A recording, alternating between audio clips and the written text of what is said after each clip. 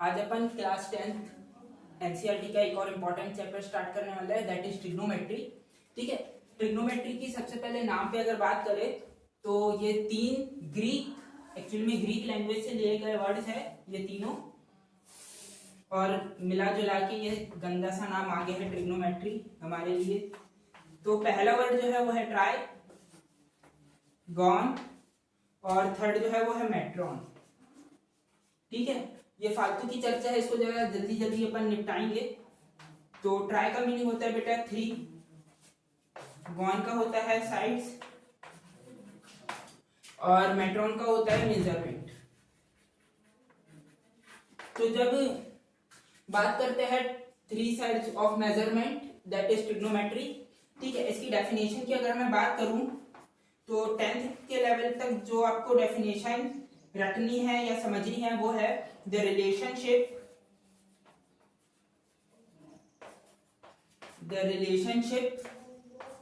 Between the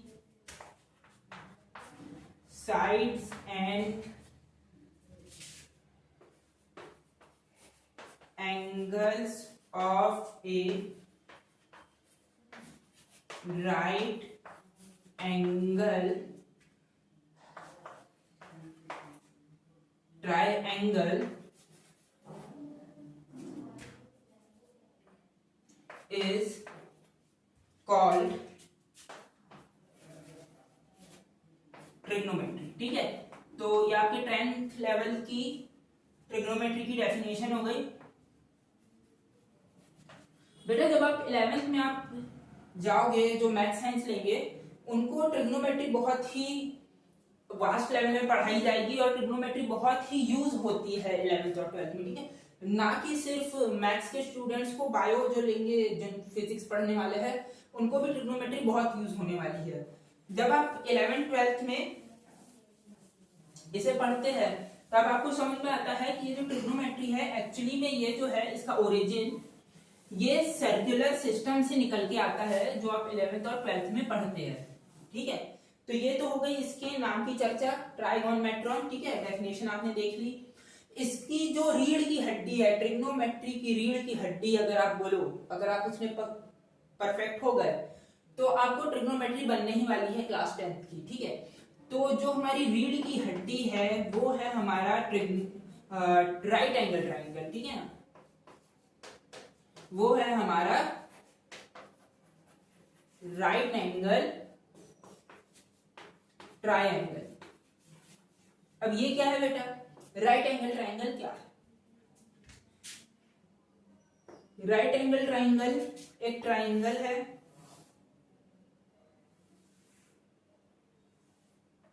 ये हो गया अपना एक right angle triangle. Right angle triangle की विशेषता क्या रहती है कि उसकी दो एडजेसेंट साइड्स, ठीक है, दो एडजेसेंट साइड्स जो होती है वो एक दूसरे पे परपेंडिकुलर होती है। मींस एक जो एंगल होता है वो क्या होता है 90 डिग्री। सपोज ये एक एबीसी ट्राइंगल है तो इसका एक जो एंगल है वो हमेशा क्या होगा 90 डिग्री होगा, और ये जो अपोजिट के एंगल ए और एंगल सी है इनका सम जो होगा वो 90 डिग्री होगा। तो टोटल मिला के ये जो अपने हो जाता है ये हो जाता है हमारा कितना 180 डिग्री। ठीक है, तो ये तो हो गया right angle triangle. Right angle triangle में साइड्स होती है, ये 3 साइड्स आपको दिख रही है, इनके कुछ कुछ नाम डिफाइन किए गए हैं। तो ये जो लंबी साइड आपको दिख रही है इसे कहते हैं हम हाइपोटेनियस।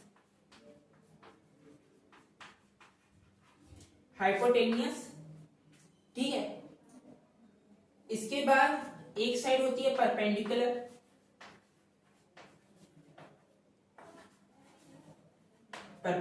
और इसे कहते हैं बेस। अब इसमें एक प्रॉब्लम क्या है बेटा कि ये जो बेस और परपेंडिकुलर है ना ये इंटरचेंज हो जाती है। कैसे? सपोज मैं इस ट्राइंगल को लिख रहा हूं, ट्राइंगल ए बी और सी है। ठीक है, और इसमें मैं एंगल ए को कंसीडर कर रहा हूं, दो एंगल है ना अपने अपोजिट्स में, एंगल ए को कंसीडर कर रहा हूं। तो इस एंगल ए के सामने वाला जो साइड होगा उसे हम कहते हैं परपेंडिकुलर और उसके एडजेसेंट क्या होता है बेस होता है। ऐसे ही अगर ये जो एंगल है ये एंगल ए से हटके कहां चला जाए, एंगल सी चला जाए, कहाँ, ये एंगल ए यहाँ है, अब कहाँ चला जाएगा, एंगल सी पे, यहाँ पे क्या हो जाएगा अपना ए और ये हो जाएगा बी, ये 90 डिग्री बी पे है, ठीक है। ये अगर हो जाए अपना, तो इसके सामने क्या हो जाएगा बेटा, थीटा के सामने, हाँ एक बात और कि इसे अपन थीटा भी डिफाइन करते हैं, एंगल ए की जगह इसको अपन थीटा भी लिख सकते हैं, पर ये 11th और 12th की बात हो जाती है, ठीक है, एंगल सी या, ठीक है। तो इस एंगल के सामने वाली साइड को अपन क्या बोलेंगे, परपेंडिकुलर। अब शिफ्ट हो गया परपेंडिकुलर आपका, यहां से आपका ये परपेंडिकुलर क्या हो गया, शिफ्ट हो गया।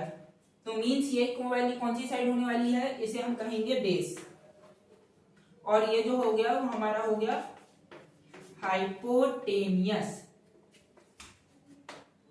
हाइपोटेनियस, ठीक है। एक मेजर बात आपको हमेशा याद रखनी है क्या, इस राइट एंगल ट्रायंगल में, कि जो हाइपोटेनियस है, हाइपोटेनियस जो है वो हमेशा बड़ा होता है किससे, परपेंडिकुलर से, परपेंडिकुलर से और बेस से, ठीक है। अगर कोई ट्रायंगल इस रूल को फॉलो नहीं कर रहा है, ठीक है ना, तो वो राइट एंगल ट्रायंगल नहीं होगा, ठीक है। पहली बात तो ये कि 90 डिग्री, दूसरी बात तो ये कि हाइपोटेनियस हमेशा बड़ा होगा परपेंडिकुलर और बेस से, मतलब एक साइड जो होगी वो दोनों साइड से बड़ी होगी। इसकी एक और प्रॉपर्टी है, उसे कहते हैं पाइथागोरस थ्योरम, उसे भी हम देखते हैं वो क्या है, ठीक है।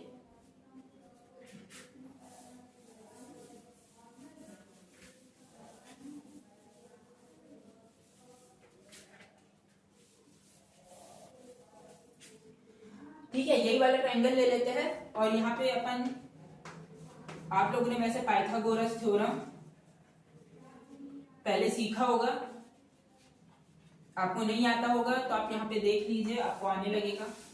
पाइथागोरस थ्योरम, पाइथागोरस थ्योरम क्या होता है बेटा, Pythagoras theorem is the theorem which tells us that hypotenuse का स्क्वायर,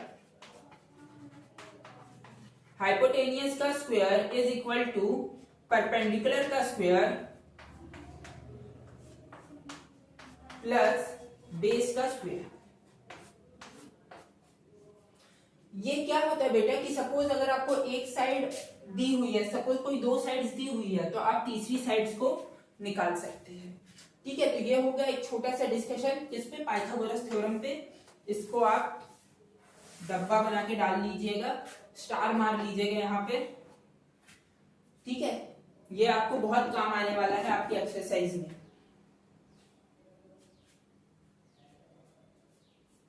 ठीक है। अब ये अपना हो गया पाइथागोरस थ्योरम।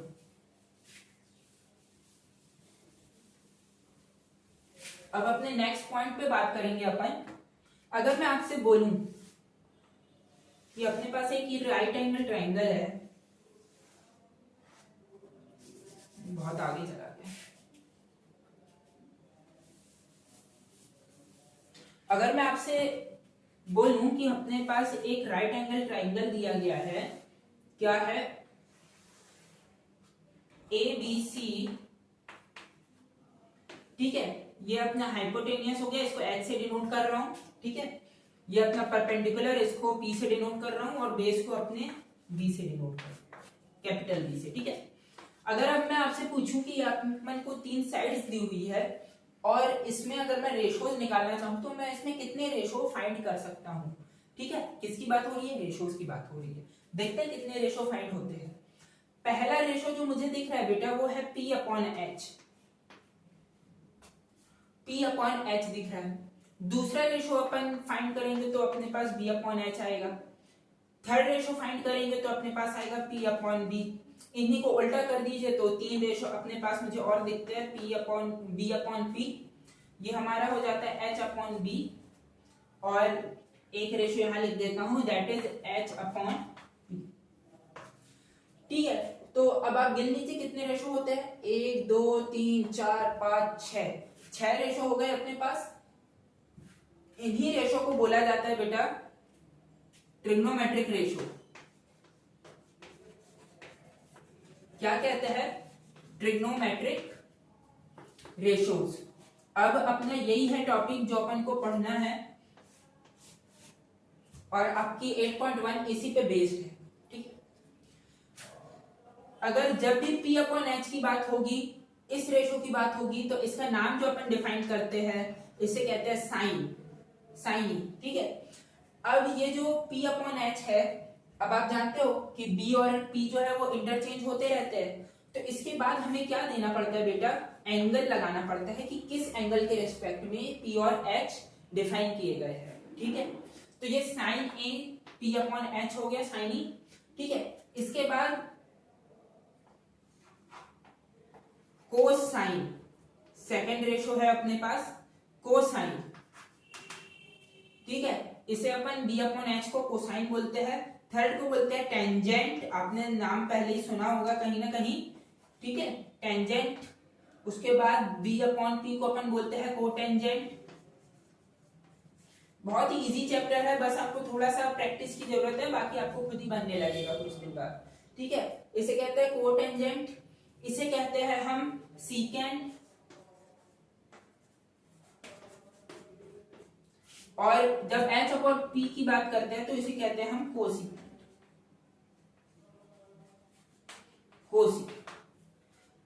तो ये हमारे पास ये रेशोज है, ठीक है। अब इतने बड़े बड़े नाम याद रखना हमारे लिए थोड़ा टफ है, हम लोग बच्चे हैं क्योंकि, ठीक है ना, आप लोग बच्चे हो, आपको थोड़ा सा याद रखने में कभी ना कभी दिक्कत होती है ना, भूल जाते हैं सर, क्या करें, है ना। तो इसके शॉर्ट फॉर्म बनाए गए हैं मैथमेटिशियंस द्वारा, तो उन शॉर्ट फॉर्म का नाम है बेटा, इसको साइनी की जगह अपन साइन बोलते हैं, साइन ए, ठीक है। ये शॉर्ट फॉर्म यहाँ है और आपको इन्हीं को यूज करना है टोटल ट्रिग्नोमेट्री में, ठीक है। आपको हर बार कोसाइन ये सब लिखने की जरूरत नहीं है। कोसाइन को अपन कहते हैं कॉज ए, ठीक है। टेंजेंट को अपन क्या कहते हैं बेटा, टेन। कोटेंजेंट को कहते हैं कॉट। सीकेंट को कहते हैं सेक, ठीक है, SEC और A, ठीक है। कोसीकेंट को कहते हैं कोसेक,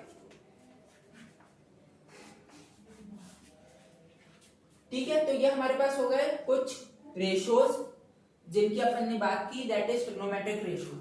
अब इन्हीं रेशोज से मिला जुला के हम कुछ और रेशोज को डिफाइन कर सकते हैं, जैसे दो स्पेसिफिक रेशोज जो बहुत फेमस है अभी, ठीक है, वो है कि मैं tan थीटा को या tan A को मैं लिख सकता हूं sin A अपॉन cos, ठीक है।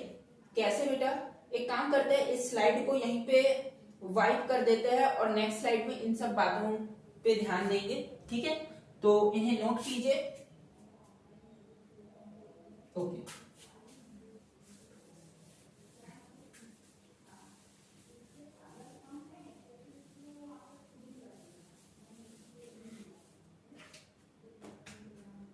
तो अभी तक बेटा अपन ने ट्रिग्नोमेट्रिक रेशोज देखे 6 रेशोज के बाद अपन कुछ स्पेसिफिक रेशोज आप स्टार डाल के बना लीजिएगा, ठीक है।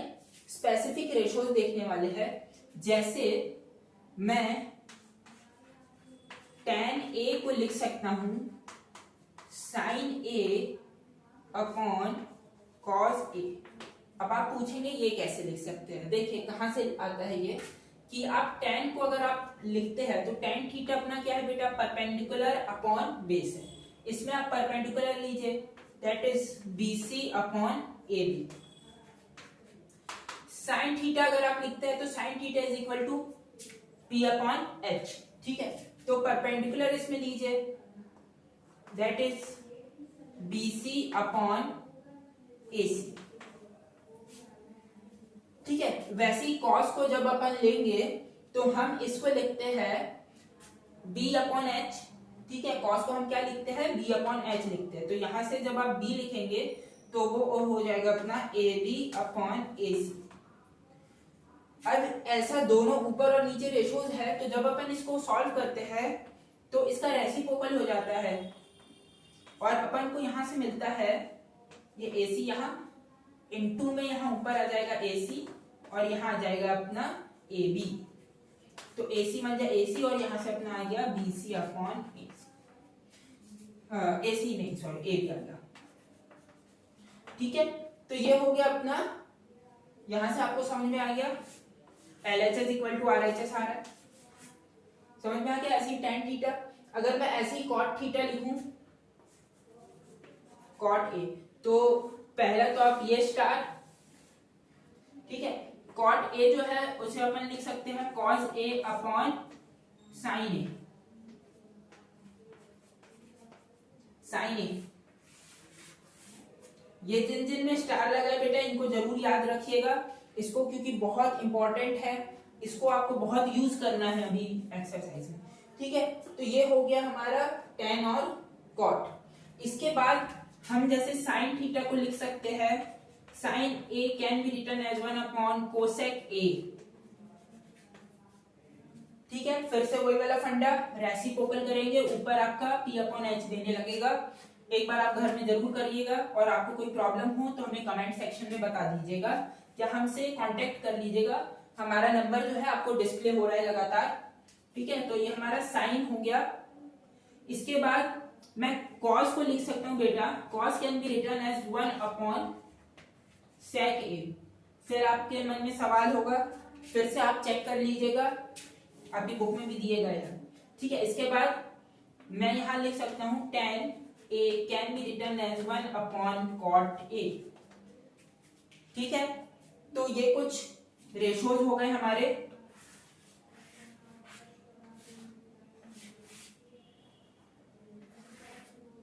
ठीक है, जो आपको याद रखने हैं। ऐसे ही आप बेटा कॉसेक को 1 अपॉन साइन ए लिख सकते हैं, सेक को 1 अपॉन कॉस ए लिख सकते हैं, और कॉट को 1 अपॉन टेन ए लिख सकते हैं। तो ये हो गया हमारा छोटा सा डिस्कशन किस पे, ट्रिग्नोमेट्रिक रेशियोज पे। अब बेटा कुछ क्वेश्चन कर लेते हैं, तो आपको ये जो ट्रिग्नोमेट्रिक रेशियोज है ये सब आपको क्लियर हो जाएगा कि इसका यूज कैसे करना है, और आप एक्सरसाइज 8.1 खुद ही कर सकते हैं। ठीक है, फिर बाद में आपको इसका सॉल्यूशंस जो है वो मैं अपलोड कर दूंगा, तो आपको वो भी मिल जाएगा। ओके, तो अब देखते हैं 3-4 क्वेश्चन।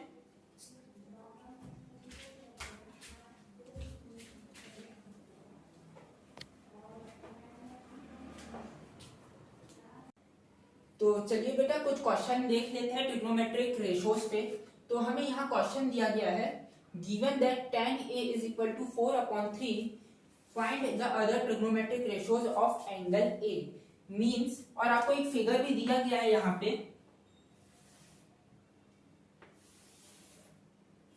ठीक है, एंगल A,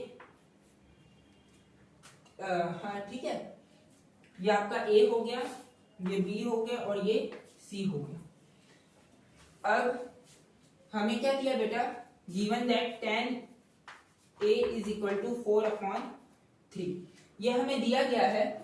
अब इसे अपन सॉल्व कैसे करेंगे वो देखते हैं। जब अपन tan A is equal to 4/3 देखते हैं, तो अपन को पता है कि tan A जो है वो P/B है, मींस 4/3 जो है वो इक्वल है P/B के। पर आपको ये हमेशा ध्यान में रखना है कि ये जो है ये रेशो की क्वांटिटी है, ये एक्चुअल वैल्यूज नहीं है। ठीक है, मींस अगर सपोज यहां 4/3 का रेशो है, तो ये हो सकता था कि आपको यहां पे दिया गया रहता, यहां सपोज आपको 9/12 मैं अगर दे दूं, तो यहाँ पे आपको रेशो क्या आने वाला है, 3 4 12 और 3 3 9। तो आपका रेशो तो सेम है पर वैल्यू नहीं है ये। ठीक है, तो अब इसको वैल्यू में लाने के लिए अपन क्या करेंगे, अपन बात करेंगे इसको एक कांस्टेंट से मल्टीप्लाई कर देते हैं। तो क्या आएगा आपके पास, तो आपके पास यहां से p is equal to 4x और b is equal to 3x। तो ये जो आपके पास है ये वैल्यूज हो गई बेटा, क्या हो गई, वैल्यू हो गई। तो अब इसमें परपेंडिकुलर और बेस की वैल्यूज है पर हाइपोटेनियस की वैल्यू नहीं है, तो हमें सारे रेशो डिफाइन करने के लिए हाइपोटेनियस की भी जरूरत है। तो अब इसमें हम क्या लगाएंगे बेटा, हम बुलाएंगे पाइथागोरस भैया को। पाइथागोरस भैया आ जाइए, प्रकट हो जाइए। That is x² is equal to p² plus b²। इसके अनुपात में लगाएंगे तो that is AC square is equal to AB का स्क्वायर पर BC का स्क्वायर। ये हो गया बेटा AC का स्क्वायर, अब अपन को चाहिए है तो यहाँ AC का स्क्वायर। इसे जब आप सॉल्व करेंगे तो आपको यहां से आएगा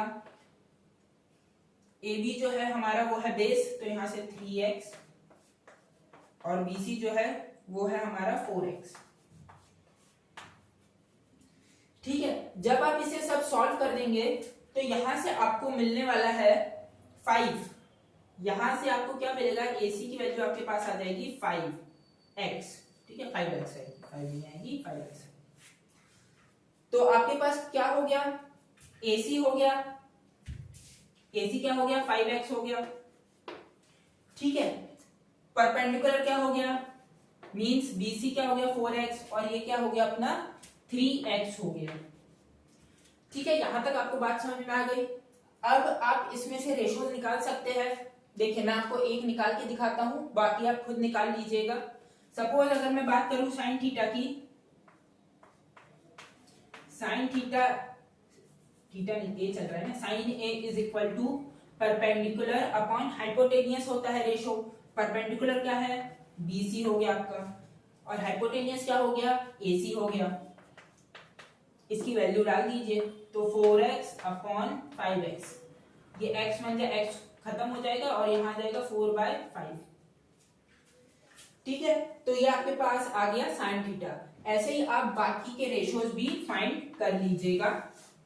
ठीक है, और कोई भी दिक्कत हो तो कमेंट करते रहिएगा, ज्यादा दिक्कत हो तो कॉल कर लीजिएगा हमारे हेल्पलाइन नंबर पे। ओके, तो ये हो गया हमारा एक क्वेश्चन। एक दो क्वेश्चन और देखते हैं, उसके बाद आज का लेक्चर हम यहीं पे समाप्त करेंगे।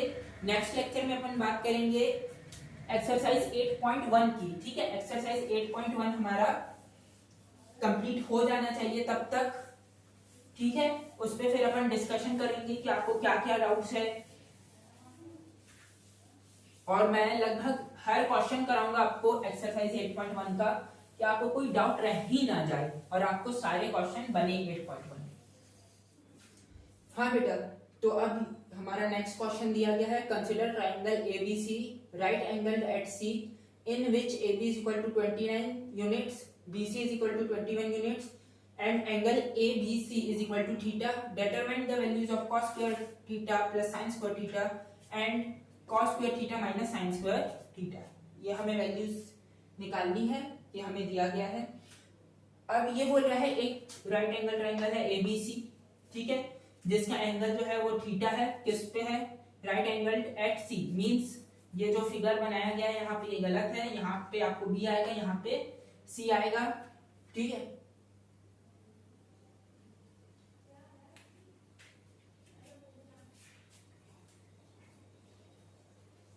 तो चलिए बेटा नेक्स्ट क्वेश्चन पे बात करते हैं, that is consider triangle ABC right angled at C in which AB is equal to 29 units, BC equal to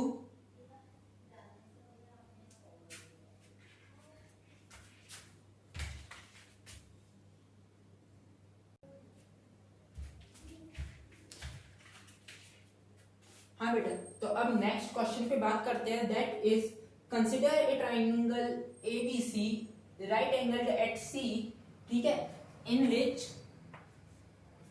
AB is equal to 29 units and BC is equal to 21 units, where angle ABC is equal to theta. Determine the values of cos square theta plus sin square theta and cos square theta minus sin square theta. तो ये इसकी values हमें बतानी है। ठीक है, तो अब चलिए देखते हैं। cos थीटा को अगर मैं डिफाइन करूं तो that is b upon h, और sin थीटा को अगर डिफाइन करूं तो that is p upon b।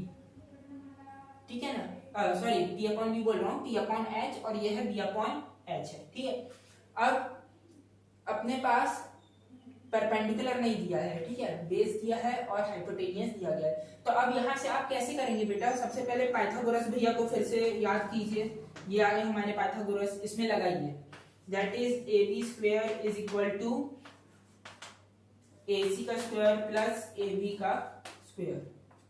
ठीक है, सॉरी AC और BC का। ठीक है, AC और BC का स्क्वायर हो गया। यहाँ पे अब आप इसे जब आप सॉल्व करेंगे तो आपको यहाँ पे आएगा 29 का square is equal to AC कितना हो गया अपना, AC नहीं दिया है, निकालना है AC का स्क्वायर, और BC जो है वो है हमारा 21। ठीक है, जब आप इसे निकालेंगे तो आपके पास यहां से जो आंसर आता है बेटा वो आता है 20 यूनिट्स। ठीक है, 20 यूनिट्स आएगा, आप निकाल लीजिएगा, उतना मैं नहीं कर रहा हूं कैलकुलेशन, उतना आप कर सकते हैं। ठीक है, तो अब अपने पास यहाँ क्या हो गया बेटा 20 यूनिट्स ये आ गया। अब अपन cos square theta plus sin square theta कर सकते हैं। ठीक है, अब आपको एक बात छोटी सी साइड में बता देता हूं कि अगर अपन cos theta into cos theta करते हैं तो इससे cos थीटा स्क्वायर नहीं होता है। क्या नहीं होता है? ये जो थीटा है इसका स्क्वायर नहीं होता है, cos की जो थीटा की वैल्यू है उसका स्क्वायर होता है। समझ गए आप? ठीक है, अगर सपोज cos थीटा अपने पास 4 दिया होता तो 4 इंटू 4 होता। ठीक है, वो थीटा की वैल्यू नहीं होती। ठीक, तो यहां से आपके पास ये 20 आ गया। अब चलते आगे, पहला question cos square theta plus sin square theta. cos theta आप बोलिए, यहां से क्या आएगा अपने पास, cos थीटा आएगा b अपॉन h, तो यहां से आपके पास आएगा bc का स्क्वायर अपॉन AB का स्क्वायर, और यहाँ आएगा परपेंडिकुलर अपॉन हाइपोटेनियस, तो यहाँ आएगा AC का स्क्वायर अपॉन यहाँ क्या आएगा आपके पास, यहाँ आपके पास आएगा AB का स्क्वायर। ठीक है, तो यहां से आप जब आप इसे सॉल्व करेंगे तो आपके पास आंसर जो आएगा वो आएगा 1। ठीक है, उतनी कैलकुलेशन पे मैं नहीं जा रहा हूं, आप उतना कर लेना, आप तो समझदार बच्चे हैं।